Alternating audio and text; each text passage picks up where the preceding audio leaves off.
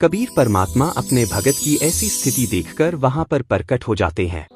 अगर आज इस पत्थर की मूर्ति ने दूध का भोग नहीं लगाया तो मेरा ये भक्त भूखा ही प्राण त्याग देगा। नामदेव जी अपने माता पिता के इकलौते पुत्र थे। नामदेव के माता पिता सुबह सुबह दूध निकालकर लेकर आते थे। सुबह का भोजन करने से पहले वो विट्ठल भगवान को उस दूध से भोग लगाया करते थे। भोग लगाते समय विट्ठल भगवान की मूर्ति के सामने पर्दा लगा देते थे। कुछ समय बाद उस दूध को लेकर अपने बाकी सारे खाने में प्रसाद के रूप में मिला लेते थे। बाद में उस भोजन को ग्रहण करते थे।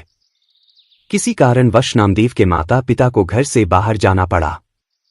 बेटा नामदेव, हमें कुछ दिनों के लिए घर से बाहर जाना पड़ गया है। आप घर पर ही रहना और विट्ठल भगवान को सुबह दूध का भोग लगा देना। बिना दूध का भोग लगाए आप भोजन नहीं करना। पहले भगवान को दूध का भोग लगा देना, बाद में दूध को सभी भोजन में प्रसाद के रूप में मिलाकर भोजन करना। हाँ माँ, मैं नियमित रूप से विट्ठल भगवान को भोग लगा दिया करूंगा। रोज सुबह विट्ठल भगवान को दूध का भोग लगाने के बाद ही दूध को प्रसाद के रूप में भोजन में मिलाकर मुझे भोजन करना है। अब मैं पूरी निष्ठा के साथ भगवान को दूध का भोग लगाया करूंगा। अगले दिन नामदेव जी स्नान करके सुबह सुबह विट्ठल भगवान की मूर्ति के सामने दूध को प्रसाद के रूप में रख देते हैं और कहते हैं, विट्ठल भगवान दास का ये दूध का भोग स्वीकार करे, कृपया इस दूध को ग्रहण करे।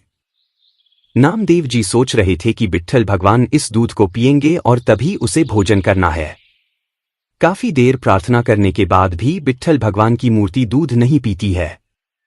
मुझे नीच से कोई गलती हुई है, इसीलिए विट्ठल भगवान दूध नहीं पी रहे हैं। नामदेव जी वहां से चले जाते हैं और भूखे ही रहते हैं। अगले दिन प्रार्थना करते हैं कि भगवान इस दूध को ग्रहण करे, लेकिन उस दिन भी वह मूर्ति उस दूध को नहीं पीती है। नामदेव जी भी उस दिन भी भूखे रहते हैं और वह भूखे ही सो जाते हैं। तीसरे दिन नामदेव जी स्नान करके दूध को मूर्ति के सामने रखते हैं और प्रार्थना करने लगते हैं, हे भगवान, कृपया दूध का भोग लगाए। माता ने कहा है कि जब तक आप दूध नहीं पिएंगे तब तक दास को भी कोई भोजन नहीं करना है। भगवान, दास साधना की विधि से परिचित नहीं है। अगर मुझसे कोई गलती हुई है तो मुझे माफ करे, कृपया दूध को पिलो भगवान। कबीर परमात्मा अपने भगत की ऐसी स्थिति देखकर वहां पर प्रकट हो जाते हैं।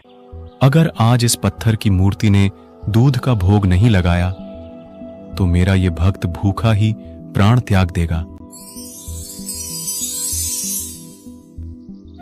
कबीर परमात्मा सूक्ष्म रूप बनाकर उस मूर्ति में प्रवेश कर लेते हैं और दूध को पी लेते हैं। यदि किसी भक्त के प्रारब्ध के कर्म अच्छे होते हैं तो कबीर परमात्मा उनकी मदद करते हैं। भगत नामदेव जी सोच रहे थे कि यह दूध को भोग विट्ठल भगवान ने लगाया है, लेकिन पूर्ण परमात्मा कबीर साहिब यदि किसी भक्त का प्रारब्ध कर्म अच्छा होता है तो उसकी मदद करने के लिए जरूर आते हैं।